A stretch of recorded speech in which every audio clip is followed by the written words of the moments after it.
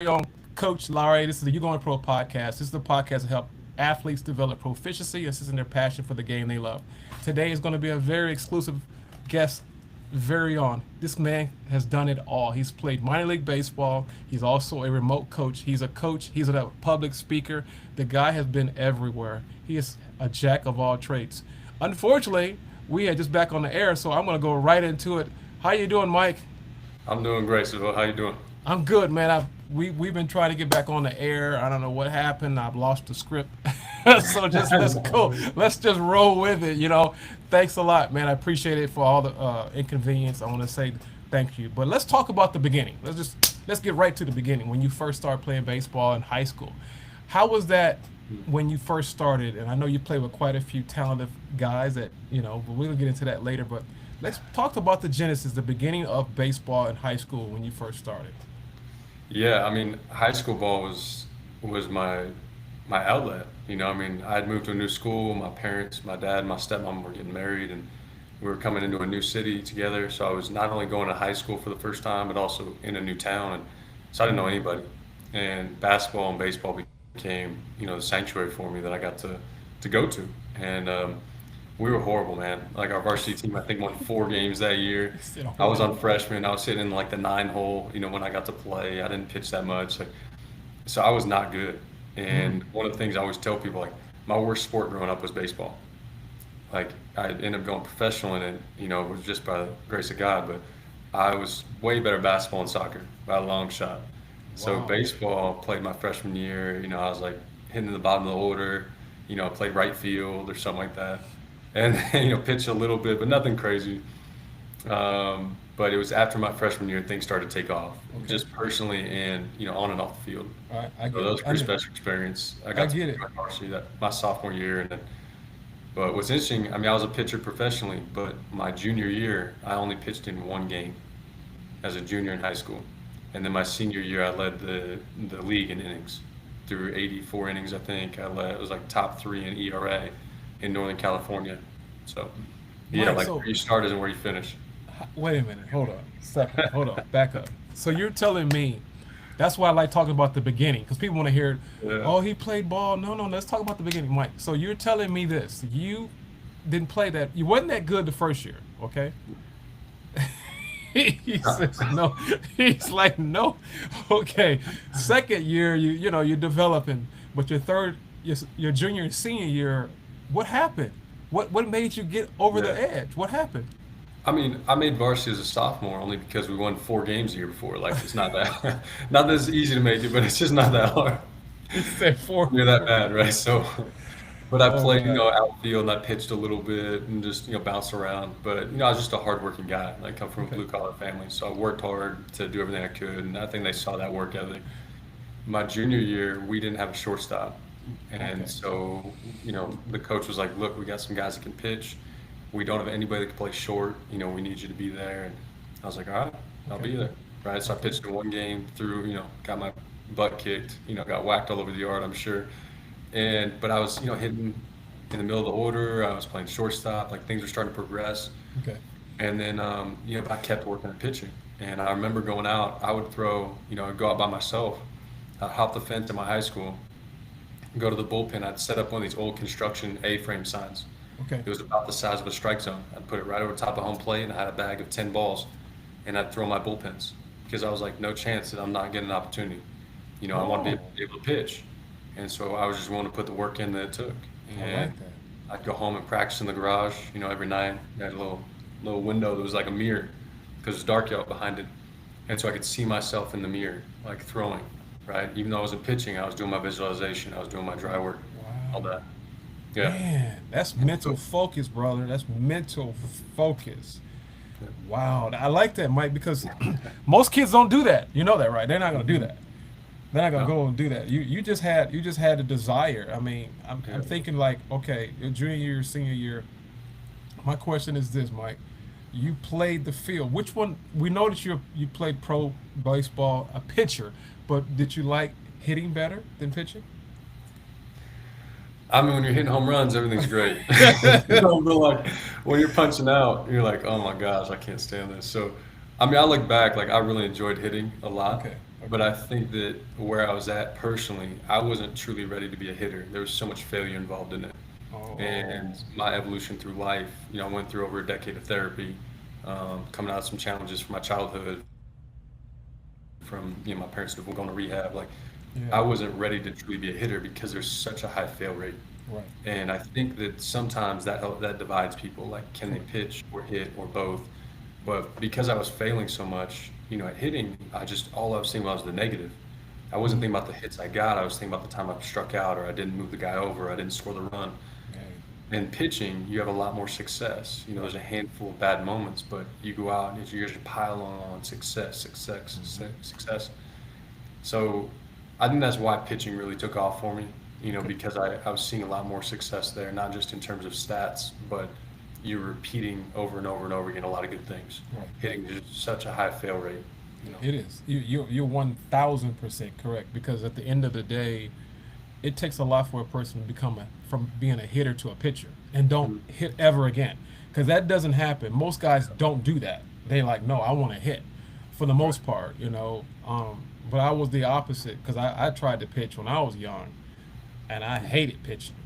But I was left-handed, so the ball always had this little drop Yeah. naturally, and I was like, no, I don't like pitching because I love to hit.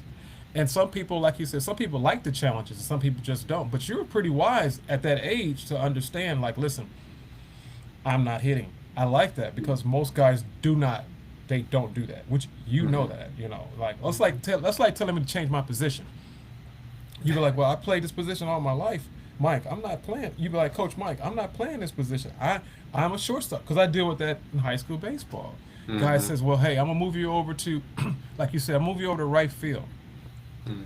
And he said, well, I'm a shortstop. I said, well, I want to tell you your feet are bad, but you got a hose. I need you to play right field because I need someone that can make Yeah. the throw and hit the cutoff. So, with that being said, coming from high school, Mike, we got a lot to cover today.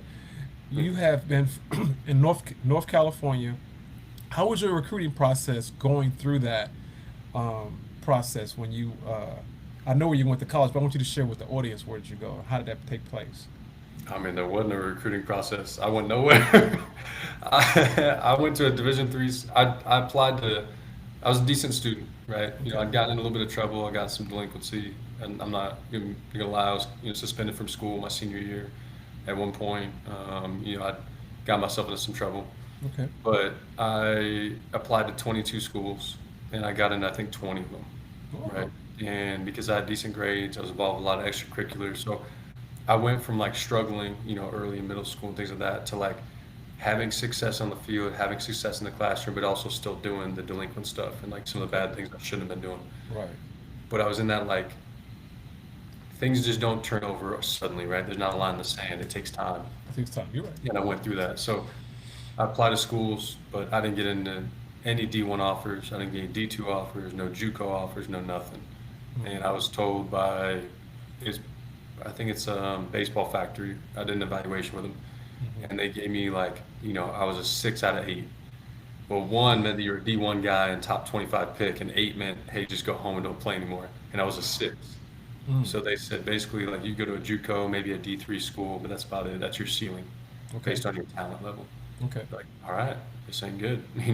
Yeah. Well, I went out my senior year. I had a 1.8 ERA. I led the Northern California in innings that year, and was just dominant. I mean, a man on a mission, to say the least. Still didn't have any offers, right? And it's not like it is now where there's like later offers that go on. At the time, everything happened your junior year for Right. baseball. Right. Right. So I went to University of Redlands on an academic scholarship, and just wanted to become a doctor and help make the world a little better place, I and like that. through medicine. And I got to play some D3 ball for 2 years. Mm. Then I played summer ball in Washington. I ended up competing against guys that won the national championship at Oregon State. There's a bunch of UW guys, Washington State, University of Oregon. Like, there was some stuff that was happening there, and I'm like, man, this is a really cool opportunity. But Yeah. why am I at a D3 school? Correct. Correct. So I ended up transferring to Cal State Bakersfield. I sat out the first year. I mowed lawns. I packed out trash. I did anything I could to help the team. I was taking 18 units in class. I was, a good, decent student. I would drive to all the games, and Yeah, Bakersfield was just like a last minute thing. It I was love something that I didn't sign there until August, it. Mm. and no scholarship, no nothing. Just walked on, wanted to be a part of the team, and ended up being an incredible opportunity. By the time I got to my senior year, um, I thought I wasn't going to be playing because my elbow was barking. Right, it was hurting so Oh. bad. I felt the pop. Ended up being just like a nerve, Mm. a neuritis of the ulnar nerve, and then I ended up. I mean, I started the season hanging. Mm. And then by the end of the season, I led Division One in innings. That year, I was tied with Trevor Bauer for most innings. I had a 1.6 ERA, and ended up being a Division One All-American honorable mention that year. And That's yeah, pretty it's good. crazy. So That's a it's a lot. testimony, Mike. It's Mike, wild. that's a testimony because most guys don't do the walk on thing. No, They don't want to hear that. Um, and you come from a D3 school, and then you went to a D1 school, and you set out.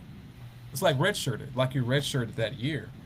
no. And most guys, but you said the key word you said, Mike, that I caught was you said, I'll do anything to help the team, even though I wasn't playing. And most guys don't do that. And I think from your story, based on your history, which you're telling us here live on the air, you're saying that you learn from your mistakes. We all make mistakes. Not just you, I make mistakes too. Mhm. We all make mistakes. And it's nothing to be ashamed of. It's just we had to mature. We had to figure it out. Listen, you know what? I'm not going down that road no more because I hit my head 6 times. I'm not gonna hit it the seventh time. You know, just being honest. I mean, because people think that oh well, he had a good life. No, sometimes the people with the worst lives at that present season in their life wind up being a great testimony for somebody. Yeah. For someone to hear, man, you know what, Mike, you blessed me. You just blessed me because I'm going through something similar, and there's always hope if you have faith. So, I mean, I like your story because I know, which we talked about one of your teammates, which you talked about, I know you guys had a squad, Oh a yeah. squad, and I'm gonna talk about Bakersfield, and there's nothing, you see it. I mean, University of California, Bakersfield. I mean, you guys put them on the map. From my understanding, from your teammate, I know you know what I'm talking about. Your teammate Yeah. told me you guys put them on the map. So, I mean, you guys had in all that year the draft year, they were loaded. Yeah, Trevor Yeah. Bauer. You had all type of people get drafted that year. Let's talk about that Bakersfield transfer. When you transferred over, you sat out. You had this mindset. I wanted to help the team. Period. So Mhm. my question: how can you enlighten the crowd, the listeners that are listening, when they're frustrated and they're not playing? What can they be doing to help the team until their time comes? Yeah, I mean, at the end of the day, work ethic isn't just defined by you going out and flexing your muscles, right? I tell kids a lot. I'm like, look, it's hard work to go do a bunch of bicep curls in the gym. There's no question about it, and you'll get stronger. But will it help you with baseball? I'm like, well, not really. I said, when do you use your bicep in baseball? You really don't, right? Not much at all. So like, why do big biceps help? The difference between work ethic and hard work ethic is hard work with discipline and direction. And when we were at Bakersfield, we understood the discipline, the direction it took to get to where we wanted to go. Okay. So we put in the hard work, there's no question about it, but also the discipline and direction of where are we going and why. And that I think that foundation to it is what bled in that entire team and made it a cohesive unit, right? We understood that we were on a mission together. And so when you see something like that, it's easy to say I'm gonna be a part of the team. I'm not gonna be an individual, right? The self-sacrifice it takes to do that. Now, it doesn't mean that you deprive yourself of anything, but it means I'm willing to give more than I take from the team. And if Okay. 25 members of that team do that, or now 34 in the NC2A, if all 34 members of that, and then four coaches and team managers and everybody else gives to that space, what Mm-hmm. you see is something greater than any one individual. And I think Bakersfield defined that. Like Mm. when we look at it from that standpoint, we were, I mean, we were a group of guys that were on a mission together, and we understood where we were going. And that first year, we only won 13 games. You played 50, and we lost a lot of them. We lost 37 games, right? And we won 13. It's a tough season. Then my first year of eligibility, so the second year of the program, because we went out that first year, we laid our own sod on the field. We didn't have a field to start the season. So we were literally laying our own grass a month and a half before the season started. We were helping put up chain link. We were helping put on doors on the dugouts. Like they just put down a bunch of cinder block and built it up. And we had rental bleachers. I mean, we were changing the parking lot, and like it was just one of those things. That's how it was at that time. We just didn't have much, but it brought us together because we had so little that what we did have was special to us. And so, by the time my junior year came, so the second year of the program, I think we won, 15 games that year, or 20 games, or something like that. Like we were closer to 500, but nothing crazy. Okay. And I was by the end of the season, I was throwing down here like sidearms, my shoulders just on fire. I'm like limping through the season with a 5 ERA, and just I felt like I was throwing batting practice. I was so disenfranchised and hurting so bad.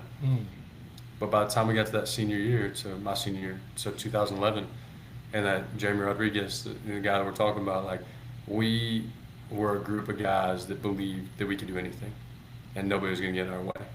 And there was just a grit. There was this like determination, this visceral connection between mind, body, spirit that came out on that field, and then a group of 25 guys that all believed in that common cause. And so we went to UCLA. We beat Garrett Cole on Friday night, in LA at UCLA. He's supposed to be the first overall pick. There's easily 25 scouts in the stands watching him. And our freshman shortstop, Tyler Shryock, hits a bomb in the first inning, takes him deep. He's sprinting around the bases like, bright-eyed, bushy till he's 18 years old. We had our left fielder, who was a freshman, make this amazing layout catch that saved a run. I threw a two-hitter that day, complete game. And we went to war with those guys. And we were ready, like, we punched them in the mouth, and we took care of business. The next night, Trevor Bauer kicked our butt, punched out 14, I think. It was bad. And then we played a really close game. Adam Plutko, who was their Sunday guy. Okay.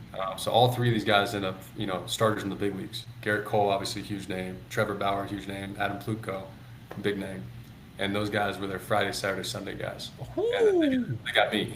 Like, not to put myself down, but I'm no Garrett Cole by a long shot. So. Right. But we went to war, and I still remember one of the guys in the dugout says, "Mac, he just threw a changeup harder than your fastball." And he was right, like I was throwing 88 to 90, but there was nobody that wanted it more, man. The grit, determination, and that whole group was defined by that. So I like that. That culture was built on the backbone of there's no task greater than any one of us, right, than our group can tackle. Right, we might not be able to do it on our own, Right. but as a group, if we go out and pursue something, there's nobody that can get in our way. I like that. I like that, Mike. You said some powerful things. I'm gonna hit back to that D3 thing. I got a question about the D3 thing. Yeah. So for the guys and girls that are listening, they don't get the scholarships. What are some things that you can enlighten the listeners coming from a D3 school with no scholarships, troubled background, whatever the case may be? Because I had a troubled background as well. I didn't have good grades, Mike, period. That's why I went to a JUCO, because I didn't do any work. You know what a D stands for? Do little. And that's what I did, too little. And I'm being honest, because I'm with you, brother. I'm with you. Yeah. We all have a story, and I'm not ashamed to say that. But I'm telling the listeners, because they're like, well, D3. Listen, D3 is better than no 3. So we come from a different cloth as well. We work hard for it. But the thing I want you to enlighten the listeners is, when you were going through that process, if you can rewind, just to enlighten these listeners, because they need to be educated, because they think their life is so bad. You went to a D3 school, no scholarships, no offers, had an academic scholarship, but that's, you worked that out. What are some things that 2 tips that you can give the listeners to help them when they don't have a scholarship, to trying to get to, when they know they can play, but they're not quite there yet? Yeah, I would say one is, I remember this coming from one of the coaches I had, and he says, like, hey, we got to work hard as the best team in the nation, right? There was like that, we got to do this, we would be there. And everyone's like, yeah, we got to work as hard as them. And then what you find out is he actually says, he's like, no, if you work as hard as they are and you're down here and they're up here and you work the same, you're still not that far apart a year, 2 years, 3 years from now. If you want to get where they're at, you've got to work twice as hard. And the question is, like, are you willing to put the work in when nobody else is there? Are you Right. willing to put the work in the gym? Are you willing to put the work in taking extra hacks? Are you willing to put the work in terms of doing visualization and mirror drills and the things that it takes to get to where you want to be? Because you're here and they're here, and like you're catching them just by doing the same work. You've got to outwork them, right? Just to make up that ground. And when we start at a deficit, that's an important space to understand. Like we are behind that person, Hmm. and how we get there matters. So if you're at a D3 school or you're going to a D3 school, like the question is if at a D1 school they're putting in 20 hours of practice, let's say, Hmm. are you putting in 30? Are you putting in 28, right? And are you becoming the best version of yourself you can be? Like I know what I'm capable of. And if my ceiling is here, but I'm practicing here, the question is like, why does this gap exist? And everyone should always evaluate that. And I call that like the, the man in the mirror conversation, right? Why is it that there's a gap between what I'm capable of and what I'm actually doing? Okay. And I think the most important thing you can do in life is say like, are we reaching our potential, or are we allowing intimidation and fear to hold us back? Hmm. And that fear oftentimes is not based on an actual fear that is outside of us, is a fear within us, where I am afraid of that opportunity. And Alex Hormozy has this great quote. He says, fear is like a mile or an ocean that's a mile wide, but you take your first step and you find out it's an inch deep. And That's that, at the end of the day, when you go and you try, when you make an effort, right. it might not feel successful the first time because you get a little wet, right? When you take that first step, but then you Right. find out, no, no, no, this ocean isn't that deep. I can take this thing on. Right.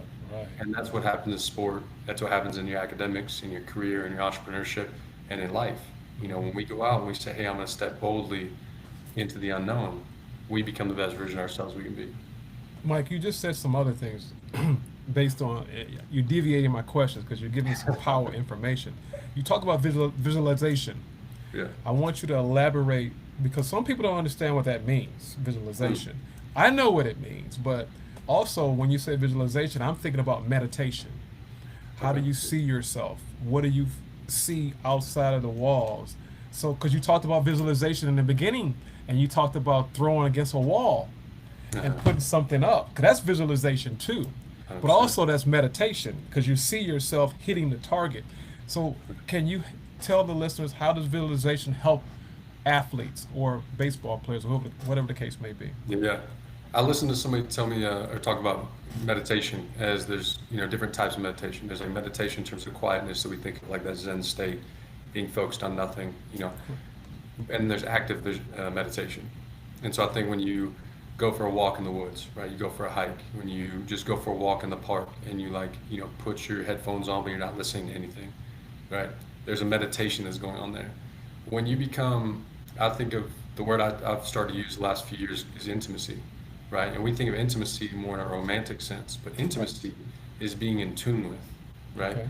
Emotionally, intellectually, and physically connected with something.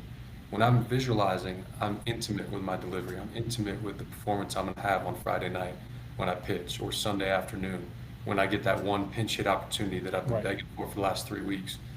That feeling, that intimacy is being in tune with. When I take a swing off the tee, boom, I see myself hitting a line drive in the gap off of a big pitcher that I'm going to face next month. When I throw that pitch and I execute it down the way, I've seen that pitch thousands of times in the last few weeks, Correct. knowing who I want to be. So I think of it through that sense, and I think that's something that when the hardest part is to learn intimacy of your body, especially because we've lost that sense. We have so many phones and screens that we're looking at things, we're observing them versus feeling them. And so we think I need to be in this position and move like that. And one of the things that I try to teach a lot of players is like, how do I become intimate with the feeling? So I'll pair the video with their feeling, but then we slowly take the video away and say, how are you feeling? Like, what do you feel? I felt like I was whippier there. I felt like I drove that pitch down and away, whatever that feeling may be. So that's where I bring it back to visualization, whether it's the big league guys, 9-year-olds I'm coaching, at a camp, or 16-year-old prospects that just signed, with a verbal commit to a big D1 university. Like Correct. everyone between, every player is working on that, and I think that's true in life, right? When we see a roadmap, we see an end goal of where we want to get to, but oftentimes that there isn't always a perfect roadmap. That roadmap Correct. is just a piece of paper. We don't know the obstacles that are in the way, the rocks Correct. that are in the way, the river that's come pushing through because there's heavy rainstorms, whatever it may be that's caused a barrier. The question is like, do those deter you from getting to your goal or not? Right. And I think in life, that's the same thing, in entrepreneurship, in our relationships with friends, with partners, Correct. with family, etc. In everything that we do, I'm gonna go ahead and throw this. There's something that you said that my mind is going, and there's a scripture that comes to my mind is Habakkuk 2 verse 2, and the Lord answered me and said, write the vision and make it plain upon the tables, that they that see it may run with and read it. And that's what you talked about. Vision is visualization, and you talked about meditation. Also there's a scripture of Joshua 1:8. Meditate on this book of the law. You have to meditate. Other words, you got to be locked in. You talked about focus. You said we got too many phones and too many distractions, and that's something that we have to push it to the side, because at the end of the day, you talked about this earlier. Where are we going? It's only 99% of the baseball players are not going pro. They're just not going pro. And if you listen to what he's saying, I'm talking about you, Mike, you're giving some very powerful tips. Because I'm listening, I'm catching, I'm writing notes. I'm writing it all down. And you also talked about intimidation and fear. Let's talk about that, because we also know that fear. Now, let me give you my quote. This is my quote. Fear tolerated is faith contaminated. Mm. So fear that's tolerated is faith contaminated. Love They're not even on the same page. They look the same, but one is a positive and one is most likely a negative. And I've learned this because I said, if you're not walking by faith, what are you doing? Because like you talked about, we don't know what's going to happen. But even if you have faith, it's possible, because it's the unknown. But you, like you said, going into the water, Mike, I'm going by what you just said. And you think the river is so big, this is a big task. And you're like, wait a minute. But once you take that first step, like you took the first step at D3 school, then you went to a D1 school. And then we're going to talk about, Major League Baseball, minor league baseball. But let's talk about intimidation and fear. How did you conquer that? I mean, it starts with the fact that fear is something that we allow inside of us, right? Like, we are the gatekeepers to our mind and our heart, right? And so somebody's words, somebody's actions can only impact us if we allow them to. Correct. And fear is something where we feel a sense of insecurity, like that we are not enough, or that we can't get the job done, whatever that may be. But that means that oftentimes we are too results driven. So I tell players, like, are you process driven or results driven? If you're results driven, there's no question you should be afraid, because this game is filled with failure. Life is full of failure, right? But if you're process driven, then you're constantly in a state of success, because your process is something you can always achieve. The work ethic that you put in, the time that you put in, the commitment, the effort. The results may not happen right away. They may have to take care of themselves a year from now, 6 years from now, whenever that might be. Right. But if we put in quality work every single day, and we're constantly saying, I'm going to refine my process to get a little better at that process, and a little better and a little better, what we find is those early, like, sloppy reps or ugly reps of mediocrity turn a little better and a little better and a little better. Mm-hmm. By the time we're a year down the road, we look back at those bad reps like, God, those were bad. Right? But at the time, they were decent reps. Right. Because you've gotten better and better. And so whether it's with your podcast, whether it's me coaching, whatever it may be, we go out and we try to be a little better tomorrow than we were today. And if we do that for a lifetime, we are going to have made such progress in our lives, but we're going to be so process driven that the results will take care of themselves. Mm. And I think at the end of the day, that's the focus. Whether it's, again, it's on the field, it's in the classroom, it's with your family, it's with your partner, it's with your friends, whatever that is. Being process driven versus being results driven really almost completely eliminates fear. Wow, man, this is good stuff, boy. You're doing good, Mike. Hey, you're throwing a 99 mile per hour right now. Hey, I wish I had that. You're throwing it. You're bringing it. You're bringing it. Listen, you said something that you're giving me off my focus, because I got some questions, but what you're saying is so powerful. You talked about process driven. Now, I understand that. You understand that, but kids don't understand that. Can you break that down, being process driven or result driven? Can you break it down? How can they become one or the other? Yeah. So process driven is, and I'm gonna paraphrase a Pitbull quote actually. It's short steps, long vision, Short step, long right? vision. Okay. And a lot of times what we end up doing, like we say, oh, I want the house up on the hill, oh, I want the fancy car, we Correct. want these end results, we want to hit the home run and go 3 for 4, and like, have everyone boosting us up because we won the game and we had to walk off. At the end of the day, results driven is, did I take my daily actions and make them the best version of themselves they can be? And so for each player, is it getting to class on time? Is it waking up early enough to make sure you can brush your teeth and do all the things you need to do before you go to school?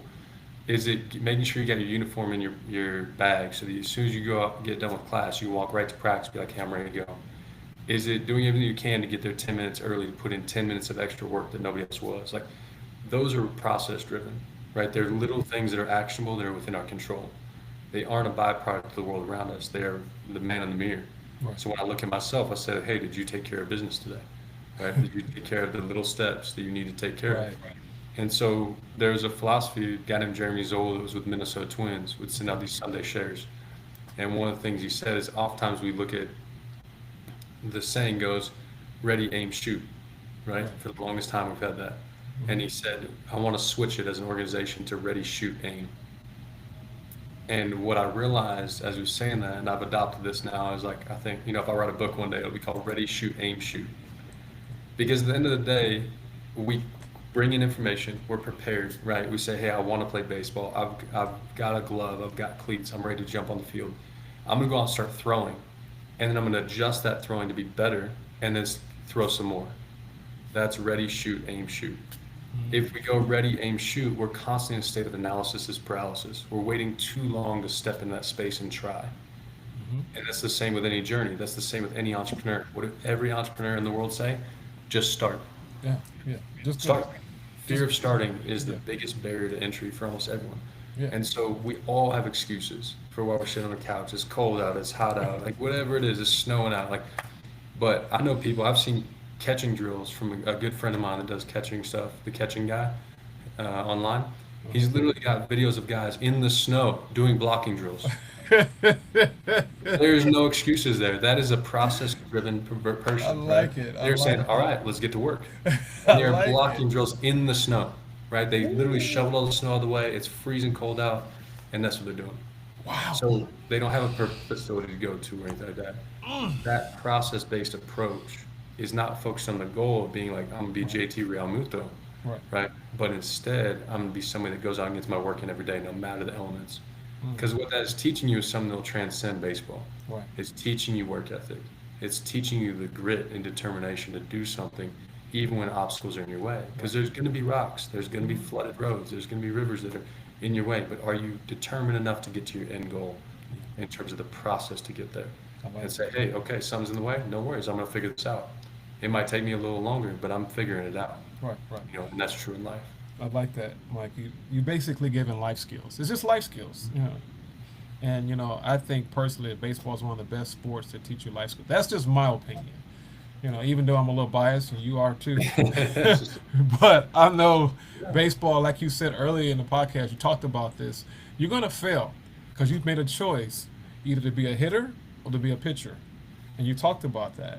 And most of the time it's the opposite, but you went the totally different way, and it wound up being a blessing for you. It's a blessing for you. But some guys, it didn't work out that way because I think because your mind, you made a mind shift. You renewed your mind. There's a word, renew your mind, every day, every day. In other words, your thinking has to change.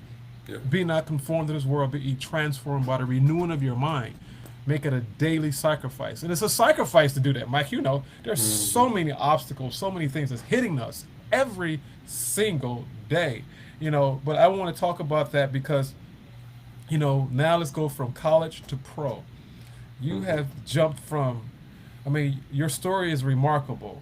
It really is remarkable, brother.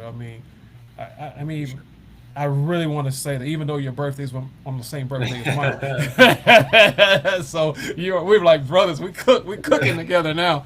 But I am a little biased. Yes, I am. I'm biased. Coach, you being biased? Yes, I am. But Mike, you had a humble beginnings. You had some situations. I did as well. My dad My dad was a drug addict, and did some things that I'm not proud to talk about. This bad, and he treated my mother bad, and I went through the same similar situation, but in a totally different state. Mm-hmm. And I'm saying that because I want to share with the people that are listening. Well, Mike, he played pro ball. Well, I had a chance to play independent ball. I got cut, had a car wreck, but with that, I had some emotional things going on up here. Mm. It was an emotional wreck. Yeah, I can play, but I was It kind of slowed me down because I was always focused on the things I did have. Does that make sense? What I'm Mm-hmm. saying, Mike? Yep. When you focus on that, it takes you off the process. It Yeah. takes you off the process. So, let's talk about after you got out of Bakersfield, Mm-hmm. the process of going to have an opportunity to play pro ball. Let's jump into that for the next 5 minutes. How did that take place for you? Yeah, I mean, my senior year, we got to the end of the season. We were hoping to get a NC2A like college playoff bid. We ended up not getting one. Right, we were an independent team. We weren't in a conference, so we couldn't win the conference, even though we had a good record, good RPI, all that. And so we were still, but there was a bunch of us that were still hopeful to get drafted. Okay. So we were out having like an inter squad game, just us. Season was already over, but we wanted to stay ready in case an opportunity came up. And the draft was going on, and I didn't even watch it because I didn't know, and it was out of my control. And like, hey, I'll find out when I find out. But what's most important is being on this field with these teammates of mine and continue to work toward this goal. So I get drafted in the 14th round by the Red Sox in 2011, and I know nothing. I'll be honest. Zero. He's like, I I know was still a nothing. firefighter, like blue collar guy. We worked hard and we put our nose down and hope for the best. Right. And blessing and a curse, and like something that I advise a lot of families on now. But I end up getting drafted. I go to Lowell, Massachusetts. It's a short season. I get there and I'm like, these guys are throwing hard. I'm like, what am I doing here? There's a little bit of that, like, I've still got that grit determination, but I'm also Right. looking, I'm like, whoa, this is What's going different. on All here? right, these guys are big boys and they're throwing hard and like, but I still had that like grit determination. So I ended up pitching, and Carlos Fabulous was our manager at the time, who's in the big leagues now with the Blue Jays. And he, Fabes told me, he's like, Mac, I like you. I like how you pitch. You're my closer now. And I was like, sweet. Right? I was like, I'm in. And there's just an element to that like, hey, we got the guy throwing 88, 90 as the closer, and then we've got, a bunch of Dominican, like Right. first rounders, like all these guys are throwing 95 plus, and they can't throw strikes, but I'm pounding the crud out of the zone. And like, I'm not walking people, I'm throwing off speed behind the count, I'm throwing fastballs anytime I want, like, I'm doing it all. So, that season goes by, and like, I really enjoyed it. I was like, man, I think I could make something of this. This is pretty special. So trained in the off season and just didn't know. You don't know what you don't know, right? Everyone's told you like save your bullets and don't, throw too much and all these things. Like, and I remember they gave us a workout sheet, like a binder. And I remember every workout was in there for each day. And every day I took that to the gym and I signed it and dated it because I wanted myself to know. I didn't show anybody, but I wanted myself to know I'd done every single day's work, Wow. like that process, right, of results. And one of the things though that I realized is that those weren't the best workouts for me. Those were generic workouts for everybody. I just assumed the Red Sox had the right information. And nobody was doing any harm intentionally, but there was way better information out there that I just didn't know about. Right. So again, that's the hard work, but without the work ethic portion. Like, you need to understand where you're going and why. Hmm. And I didn't do that. That was a mistake on my part, and just something I'd never known. I just Right. assumed that was the best information. You don't know. So being a little bit entrepreneurial, right? Being like, hey, like, who else has got good weightlifting programs out there? I didn't know. So show up to spring, hadn't gained any weight, still like a buck 80, at 6'3", so I'm string bean, everybody's like, man, eat a cheeseburger and all these comments to make. And I get there and we start camp and I'm on the AA roster. I'm like, man, that would be awesome. And so for people that don't know, it's like rookie ball where I was at the year before, then there's low A, high A, double A, triple A, big leagues. So I'm already in double A. So it's like you come in your freshman year in high school and you're like, hey, you're on the JV team no matter what, maybe varsity. You're like, wow, like awesome, I'm ready, Right. And they tell you like, hey, just heads up. My teammates told me like, look, most time you go down a level from where you start at. I was like, high A still sounds great. My first Right. year in football, first Right. full season. So we get to the last week of camp. Spring training's about 5 weeks long at the time. or in the last week, and I go down to high A, and I'm like, okay, that was expected. Hey, I'm going where I was supposed to, and everyone's talking about apartments and where they're going to live at. 2 days left, I go to low A, and nobody tells you. You got to look on the sheet, just hung on the board. Oh, There's nobody okay. talking to you. There's no Okay. explanation why, nothing. And I'm like, all right, well, low A, that would still be good. Like Greenville's, that'd be a good opportunity. The day that camp breaks, not going. I'm staying in Florida in extended spring training. I went from double A to high A to low A. I did not give up a run that entire spring training. And I realize is that life ain't fair, man. It's never going to be. And like what people tell you or what you think the expectations are, oftentimes those don't come true. And I was being results driven, double A, high A, low A, Oh, versus process driven. Go out and be your best self. Wherever you go, right? Go out and be your best self every single day. And they end up, I just didn't make a team. And so they said, look, like there's a good chance you get out of here in the first month. So extended spring training, you stay in your spring training complex, you okay. keep going through the same grind of every single day, and everyone else goes off to their teams. And it's a letdown. Okay. It's a horrible feeling. But I end up a month later breaking camp and going to low A, and then eventually going to high A that year. The next year I go to high A and go up to double A, and eventually triple A, and then I play triple A, double A for the next 3, 4 years. Wow. And but there's a period of time I still remember sitting on the curb outside the team hotel, and I'm making $10 a day right now. As my meal money. You don't get paid a paycheck during that time. Hmm. And I remember talking to my dad. I'm like, hey, I think that I need to go back to school. Hmm. I think like this isn't going to work out. Right. I'm not even breaking camp. Right. But we talked about it. He's like, look, school doesn't start till August. Keep working hard, and like we'll see where things end up. You get at the end of it. Sure enough, I did, and things turned around, and I got a wonderful opportunity to move through the system. But, and I had an absolute blast. I traveled the nation. I got to see, gosh, I've been to all 50 states at this point. I got to see, cities I never would have been to, going to Providence, Rhode Island, or Portland, Maine, or, places I just never would have. And I got to play with, Mookie Betts and Xander Bogaerts and Matt Barnes and some studs. I got Yeah. to give up a lot of home runs to Trevor Story. Like, dude, if he needs somebody to pitch in the home run derby, I got him. I'll take that. Oh, Mike, but Mike, Mike, you give us all these details, and then all of a sudden you throw that in there. I'm like, Mike, oh that was a change up. That was literally a change up. You just threw a change up. You brought in all the heat, and then you just go, I'm gonna slide it on in there. Oh man, yeah. Mike, that's good. We're gonna have to put this on so they can hear this one. They can hear this one. I personally think I got Trevor Story the big leagues because I padded his stats, man. That was bad. Man, It that's was just good. one of those things that like certain people got your number and they kind of figure it out. Wow. But I look back now and like there's so many things I learned throughout that time within baseball, and pro ball taught me a lot about. I was riding on buses and traveling different cities, and having to grind out for pennies on the dollar. We weren't making much money, so there's a lot of delayed gratification. And I think from a generational standpoint, that's one of the things that we've lost. Like, we have good morals and ethics. I think this generation's really good that's coming through, and becoming adults. They're morally and ethically pretty sound in terms of doing the right thing, but we've lost those virtues, right? We've lost those deeper integral things that are important to us. And so delayed gratification is one of those with, Yeah. instant gratification of ordering Uber Eats, or like, you want to buy something, I can buy it right now. I can get tickets right before the game, 3 minutes ahead of time. It used to be you had to think ahead to what you're going to be doing, whether it's, working out, whether it's ordering food, whether it was going to a concert, whatever you wanted to do, you had to think ahead. Right. And now it's just we think in the moment.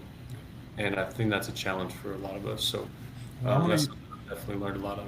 I'm gonna use your words. I'm taking it. I'm using it. And you said process driven, results driven. And I'm gonna make a T-shirt. Yeah. I'm gonna make a T-shirt because every time someone's talking, I'm listening now. Okay, Yeah. Mike taught me this. I said, okay. Yeah. He said, Mike says, well, I'm saying this to myself. Mike said this. So I'm like, okay. So basically, you're telling us the bottom line is they want the microwave, they don't want the crock pot. Amen. Because the That's crock good. pot You get in the crock pot, baby. It's gonna be you're gonna be there for a while. Right, You're right. gonna be And there for even you even take it a step farther, right? Like we're baking something, yeah. and you get to the end result. You don't know what it's going to turn out as until that timer goes ding, That's and you it. plug it up, and you're like, oh shoot, or you're This like, is okay, here this we go, is right? looks good. It's This is like all the ingredients you put in before. You're baking a cake and you didn't mix the dry ingredients and the wet ingredients separate. You mixed them together at the same time. that's So right. it turns out poorly at the end. You're like, oh shoot. Like Right. your process is really important to get to the end result. Man, I'm naming this podcast. This is episode 61, by the way, because we didn't get to do it in the beginning. This is episode 61. Mike McCarthy, the man is he's a legend in his own eyes. I mean, because I'm not saying it just to say this. He's got so much information that I'm like, ready, shoot, aim. I got that one. Hmm.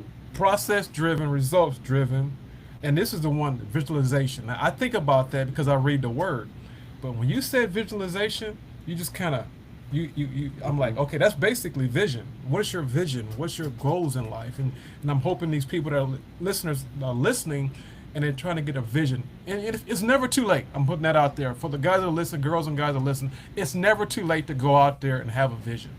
You just got to start, and as me and Mike say, the word is go. You got to go. Hmm. Just go. Don't worry about what's going to happen. Just go as you go. That's just something I want to throw out there. But Mike, I've got a few more questions. This is a question for you. Very good question. I'm going to ask you this question now. I haven't been with you, but we haven't walked the walk with you because you've had a lot of opportunities to play minor league baseball, meet all type of people. Can you share with the audience a play of the day that you experienced yourself or seen that we've never seen before? A play of the day. A play of the day that nobody else has seen. Hi, this one stands out to me the most because most people don't know this, right? They just see the end result, and this is one of my favorite.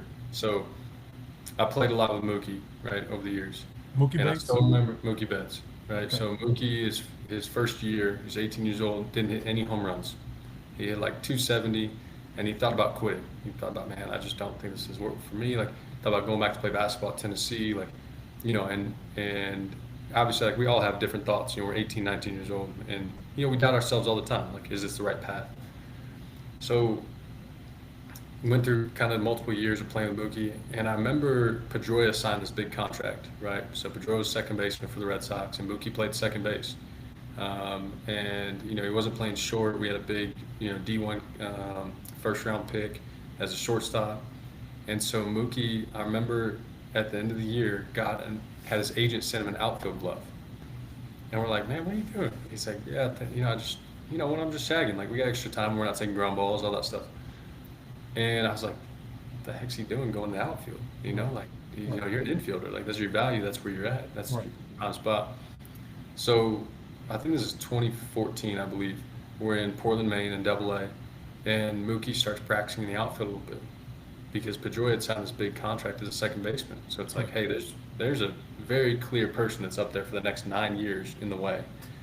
I need to figure out a way around it. So these are the obstacles in your path, right? You have a goal, and you get to the road, and you're like, oh shoot, it's washed out. We got to find a way around that, right? We can't just say like, oh, it's not going to work. I'll just stay here. So I still remember Mookie worked with Billy McMillan in the outfield. Billy McMillan was a big prospect out of Clemson, played in the major leagues, and just he was a good outfielder and ended up with some injuries, so he just didn't have the career that he should have. But he's a top prospect. I think he was on a card with like Andrew Jones and King Griffey Jr. That's how big Billy McMillan was. Like, as a star, like a prospect. So they're going out there working, and I remember watching. I was like, Mookie's a good athlete. I get it, all that stuff. First game, he's in center field. Ball gets hit in the gap. It's like third or fourth inning. Ball gets hit in the right center gap, and he's, we're like, oh, that's sure double. And Mookie starts booking it. He's running after the ball, and he lays out, and he misses it by like 3 feet. Ball bounced off the wall. He gets up, catches it, throws it into second base. And he's like, man, he's kind of upset with himself. But I remember that moment. I was like, nobody else even comes close to that ball. Nobody even comes close to catching that thing, let alone somebody that's been playing second base for the last, 10 years of their life. They haven't really played outfield. Right. And I still remember that moment when Mookie laid out for that ball saying, oh God, Mookie's going to be an outfielder. We knew in that moment, we could just see there was something special. You know, the way that he ran the ball down, the way that he was, like, the effort he put in. And we knew Mookie's work ethic for the longest time, but like that was a difference maker. So he ends up playing outfield, ends up going to the big leagues, later that year, and yeah, I mean the rest is history. But I saw Mookie in '23 when I was with Oakland in the big leagues, and I remember somebody telling me about Mookie's positioning. The Dodgers are really big on their positioning, right? It's a forward three, back, right three, and every positioning is consistent.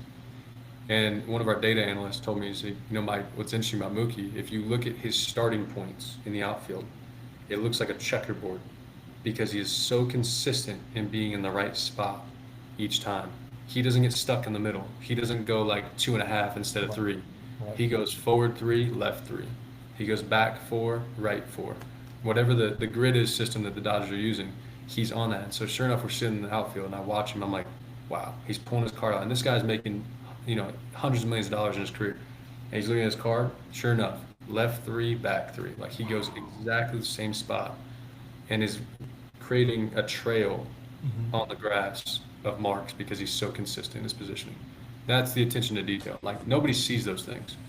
Nobody can see that ball in the outfield in Double A. Nobody can see him walking the grid and knowing how consistent he is in his positioning.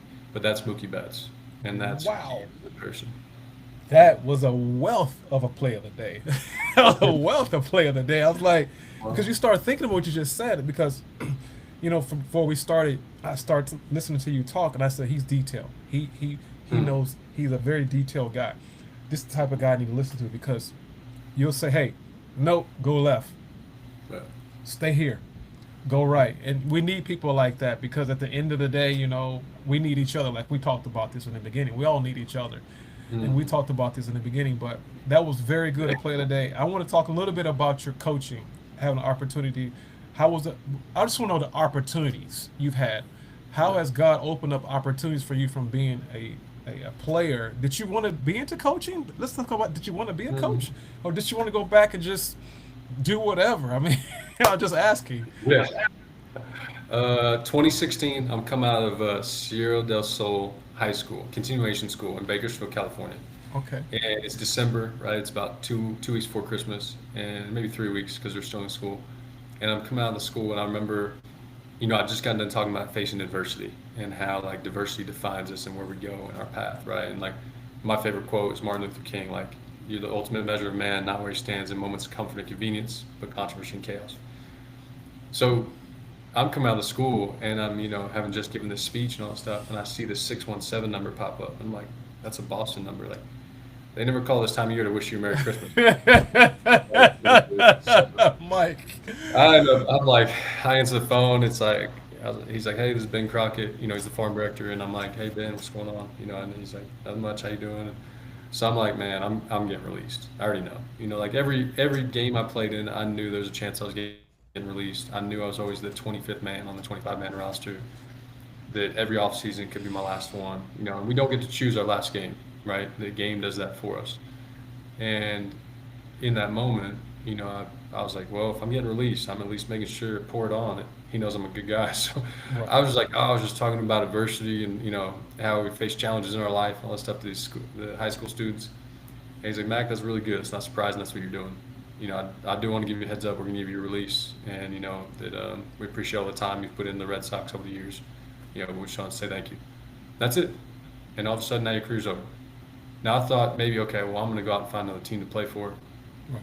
Start sending out, trying out with different teams, try out with any ball teams, send out video to different teams, put together my resume, and nobody's interested, man. Not one team is interested in a right-hander that's 30 years old that throws 88 miles an hour. I can't figure out why. Okay. They're just not interested, right? So, Okay. but what I'd done in that process, and I'd always been pretty smart about this, and I'd done my MBA while I was playing. I got a scholarship to do my master's degree. I was doing that online while I was playing.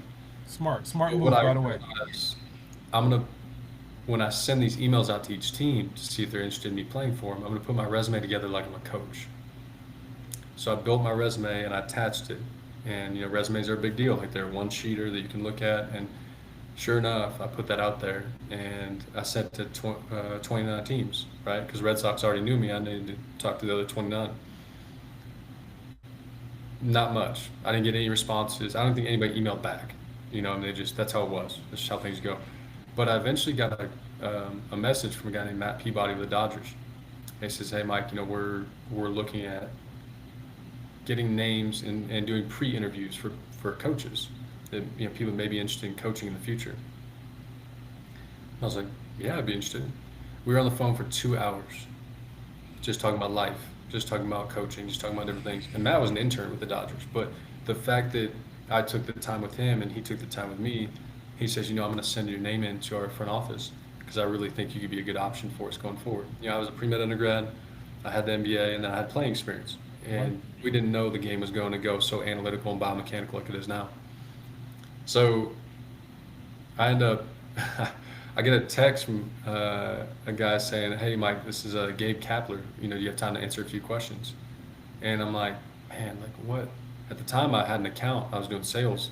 I was like, Gabe Kapler, what account is this from? Right. Oh, shoot. Yeah. And I'm like, so I respond back, "Yeah, no problem. I'd love to." We end up having a good conversation. I go down to meet him for dinner. We're going through the process of building. I interview with a guy named Jeremy Zoll, who he, and at this point I realized, okay, my playing career's over with, right? I played my last game, and I look back on it, which was a game in New Hampshire, right? And I threw 4 innings, shutout, was throwing like 85, 87. My arm was hanging, but Hanging. I left it all on the field. That's all I got. I was like 86 pitches in. I'm like, "Phew, I'm Okay. hanging." But I didn't know that was my last game. I thought there'd be another opportunity at some point. But so Jeremy Zoll ends up calling me and saying, "Hey, Mike, I just got hired at the Minnesota Twins. Would you be interested in interviewing for a job with the Twins?" I said, "Absolutely." I didn't get the Dodgers job, so I'm like interviewing there. And sure enough, I ended up getting the job. So I go straight to AAA as the fourth coach, helping with like data and analytics and all this information. And that's how I started my coaching career. And Wow. I never thought I'd coach.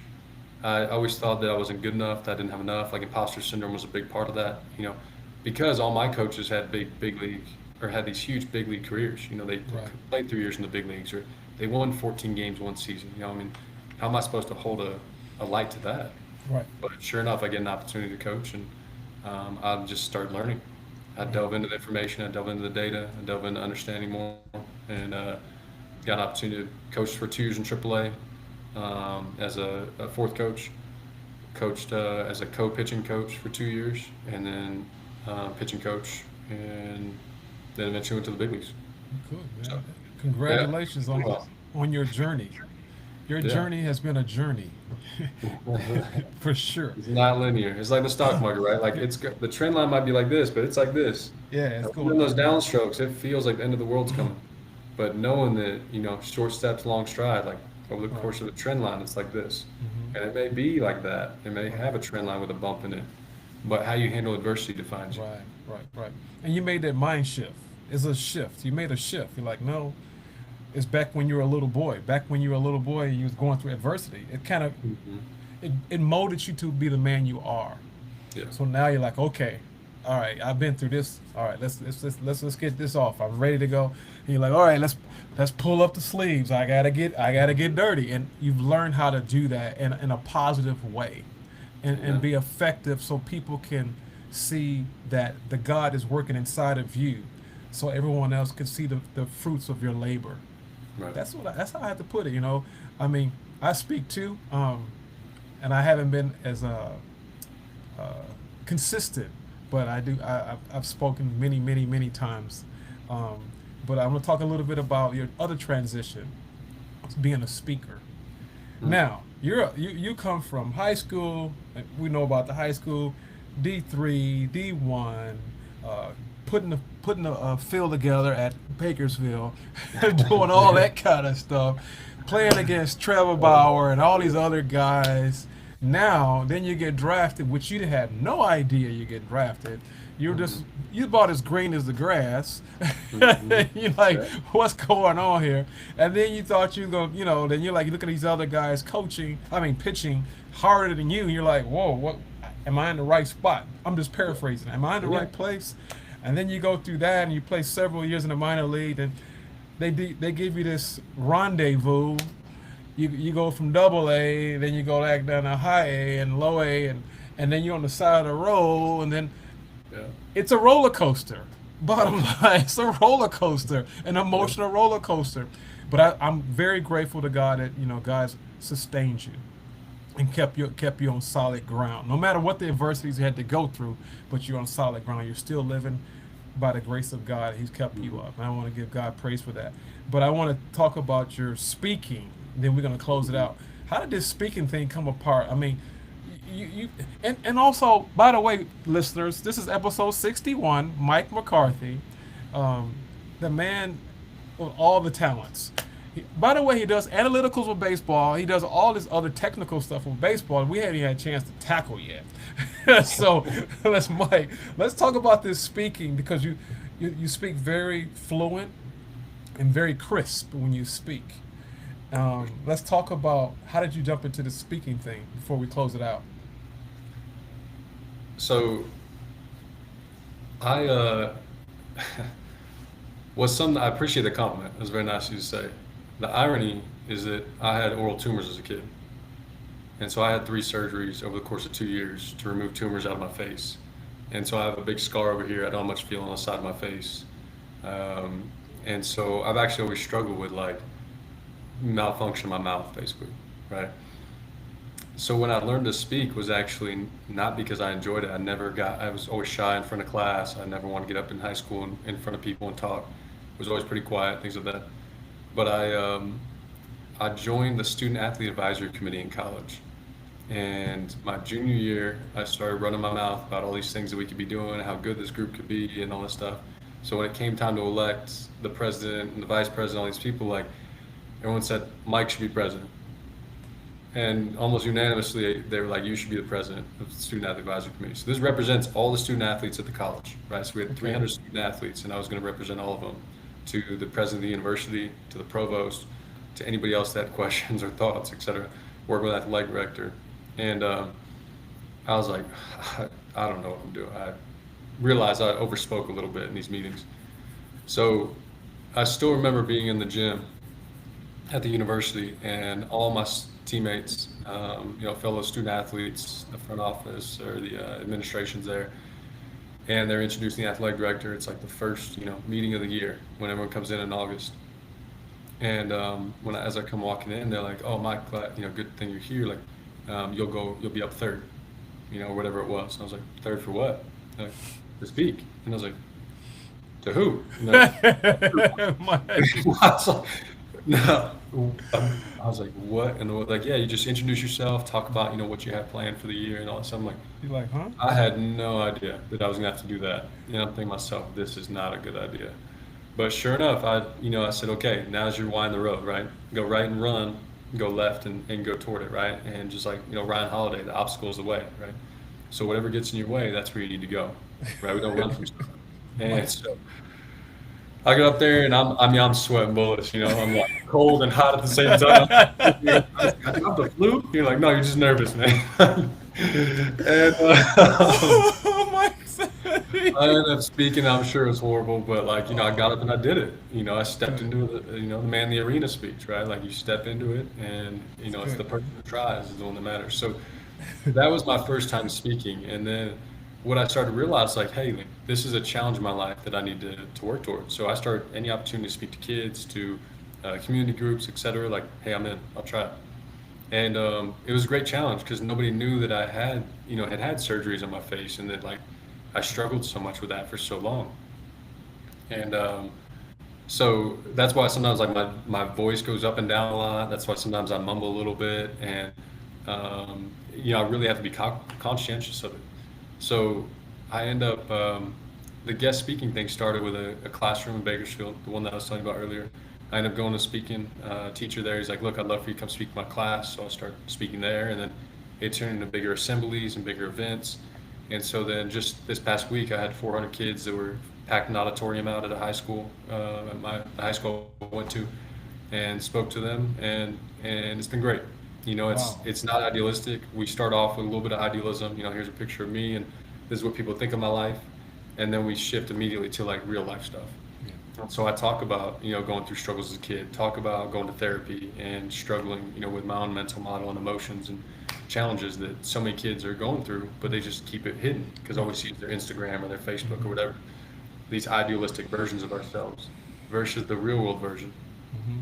And so it's just taken off from there. And now it's become an opportunity for me to go and share my story, but also to humanize what happens. Like every guy that I know that's been in the clubhouse, in the big leagues, in the minor leagues, etc., they've all got problems. Right. Right. Everyone.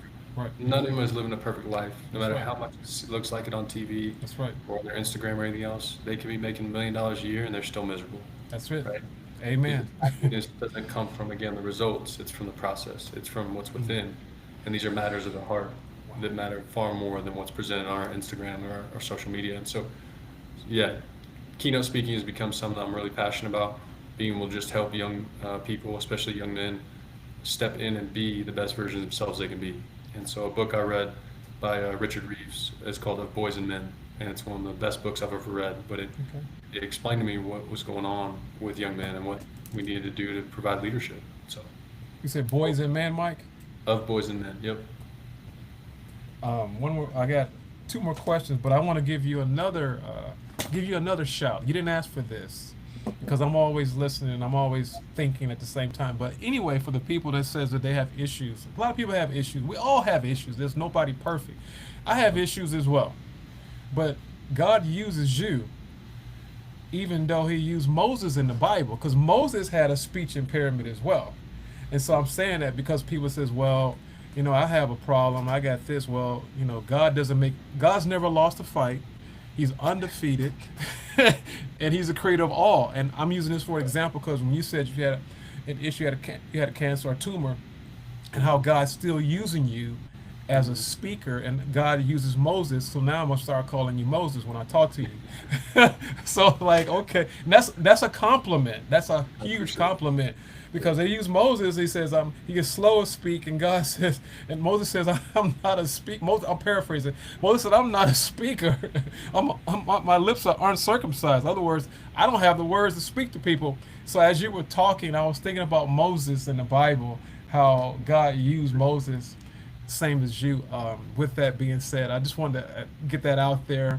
Can you give everybody your social media channels for any type of services you want to give out? Go ahead and give that out, Mike. Yeah, on Instagram's the easiest one. So McCarthy Sports Performance is an easy place to go to, and that's the one that focuses on baseball and weightlifting and physical fitness. And then Mike underscore McCarthy 17 is my personal one that I do more for guest speaking and just personal stuff. So Okay. Also, yeah. what about this remote coaching? Can you talk just Yeah. about a minute on that real quickly? Remote coaching. So remote coaching came up through COVID, right? Like we were all separated, and we had big league guys, AAA guys that wanted to keep getting better. And so there's a guy named Griffin Jacks that is in the big leagues, back end, reliever, absolute stud for the Twins right now, and he's going to get paid to be a closer at some point in the next few years as he goes through arbitration. But he, started sending me videos in. And it started off, actually, he wasn't sending videos in at all, and everyone else was. I said, hey, Griff, dude, we got to get on it, man. And so he starts sending me videos, and he'd send me 60 to 80 videos a week and just bogging down my iCloud, right? Like full of videos of every drill, every plyo drill, all that stuff. So he bought a tripod, he had a remote for it, he'd click it, throw his pitch, end it, send all these things to me. So we started going through them.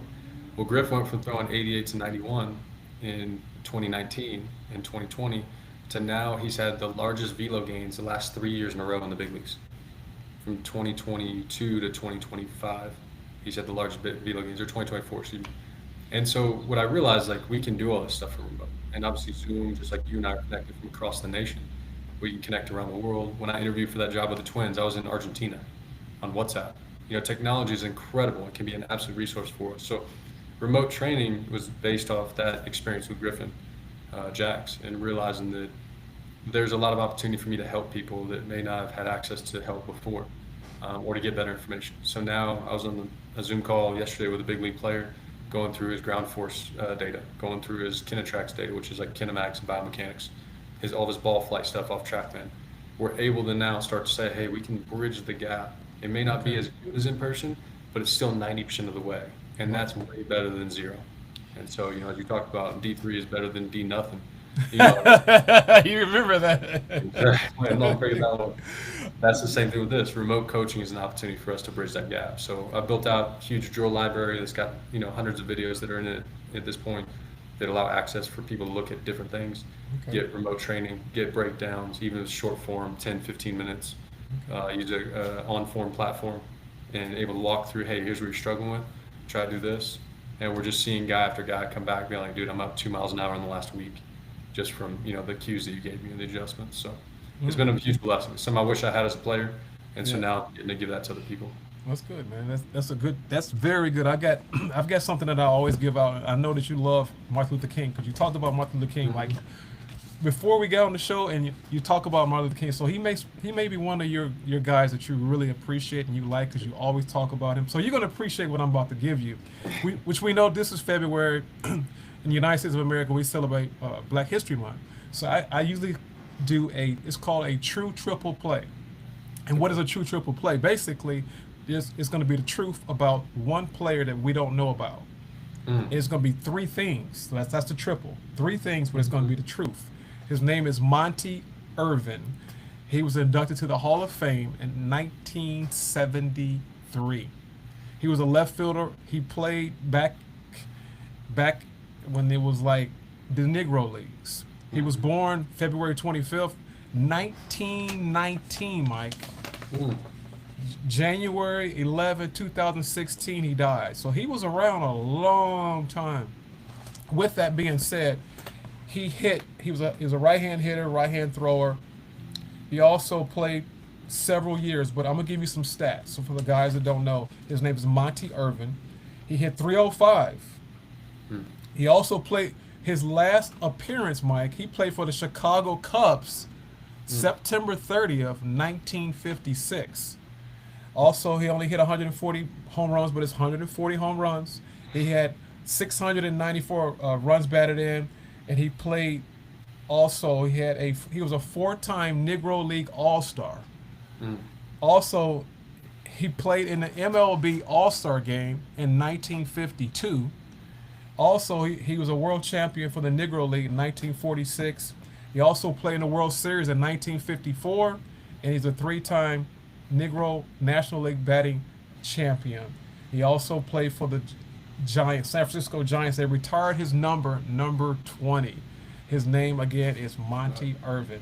So that's my true triple play. I usually do that every episode, but that's something that people don't know. And I start doing that. I'm like, you know what? I got to bring a little edge to the show a little bit because people need to be educated, because my vision for my show is the name of my business is called YouGoin'Pro. And the reason for that, I help athletes develop proficiency, assisting them in their passion for the game they love. So basically, I'm helping them perfect the a pro aspect in life, not just baseball. That's just a little appetizer. But with that, I'm assisting them in their passion, what they love to do, and that goes with the podcast, training, remote training, speed and agility, things of that nature. But I'm going to close out. But before I close out, I'm going to let you give me a closing remark real quick, if you don't mind. Get a closing remark for the listeners. I want to say thank you, brother. It's been a blast having you on the show. Yeah, it's been a blessing to be on here. So thank you so much. I think if I could leave anybody with anything, like, you're not going pro in baseball. You're going pro in life. And if you happen to go pro in baseball, congratulations. That's awesome. But at the end of the day, we're all going to be pro in life, in our relationships, the way we walk with our community, walk with our family, etc. Go out and be a pro in those. Be a pro in the way you treat the world around you. Do kind things. Treat the world with respect, dignity. Like, walk as if you are walking in God's eyes, right? And being that person every single day, you'll find yourself where you want to be. Wow, man, hey, I'm gonna have to get you on again. You're on fire, brother. You're on fire. I got a post game question for you. This is the last question. It's called post game. You know how every game coach wants to talk post game chat. Yeah. So this is the post game. This is like the media where you're getting chatted. So, Mike, this is for you. This is just you. Post game. Now, we know baseball has innings, 9 innings, but we're not going innings. You got 30 minutes. This is the last question called post game question. Mike McCarthy, I want you to give me an answer. This is the question. The question is this. You only have 30 minutes. You got 30 minutes. Who would you want to speak to and talk to pertaining to life or baseball? He could be dead or alive. What would and what would you ask them?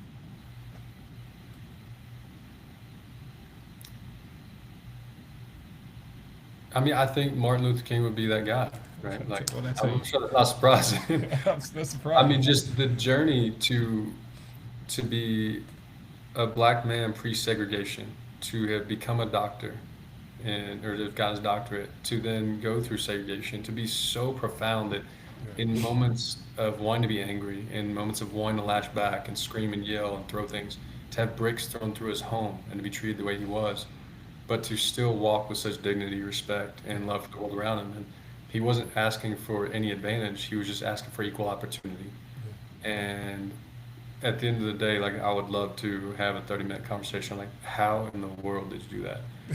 Somebody cuts me off in traffic, and I'm like, and this guy had bricks thrown through his home with his daughter and Right. his wife there, Right. like, and just his family, and like, yet he walked with such dignity and grace and respect, and so to lead, during that time and to see the vision, short steps, long vision, like years in advance of where they want to get to. And, the calculated understanding of what they needed to help turn the segregation movement that wasn't just, keep asking for equal opportunity, but truly had to make it happen. Right. And I think hearing, even 30 seconds of what he has to say, let alone 30 minutes, would be amazing. So 30 minutes would be a I'd long ask, time. I'd ask a question, I'd shut up for the next 29 minutes. Mike, Just let him run. So Mike, you're a cool dude, man. And by the way, like I said for the listeners, his birthday is the same as mine, so we're born the same. And I'm not telling you when our birthday is, so that's for a later message. Mike, I forgot one last question. I forgot one question. I know I can squeeze this in you, Mike. Listen, please answer this question. Who is your Mount Everest for all-time players? If you had a choice, Mount Everest, who would you be? Who would they be? I think this question's harder than it probably comes off as, because it's easy to list off like all these big names and whatnot. But I would look at, I think about a guy like Willie Mays, Okay, Willie but Mays. not because of his on-field career, but because of like what he represented to the game and how like the transition it made. I think of Bill Miller, right? Nobody knows who he is, but like Bill Miller was a switch hitting third baseman for the Giants and a handful of other teams. Played with the Red Sox for a bit. But Bill Miller was somebody that I looked at as a guy that I wanted to be like. He was gritty. He was willing to like do whatever it took to help the team. He had to go play second base one day. I think he played outfield at one point. Like he was all over the field. Didn't matter who it was. So Bill he would Miller. definitely be on Okay. there. When I think about that.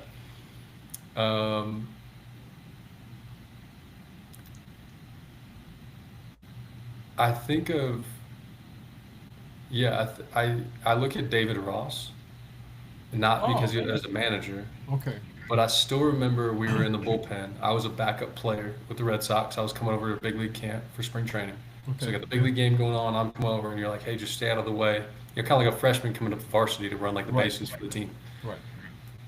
So I come over and like I've been over a couple times already. It's a big deal when you get to go. You get to put on the big league uniform instead of the minor league one. There's definitely a big class change there. But David Ross ended up. I was like, "Hey, Ross, I heard you talking about some stuff with Clay Buchholz, like, and we called him Buck, right? You're talking with Buck about his pitch shapes, like, do you mind explaining to me what you're doing?" He's like, and he says, "Get the heck out of here, like, and just, get out of here." And he's like yelling at me. I'm like, "Oh shoot, I've screwed up." He's like, "I'm just kidding. Get back over here. Come here." He walks over, and he takes me over to home plate. He gets down his hands and knees, and he like brushes the plate off. He's like, "All right, imagine this." And he's drawing lines in the dirt. I'm like a low A player that's a nobody, or high A or wherever I was at.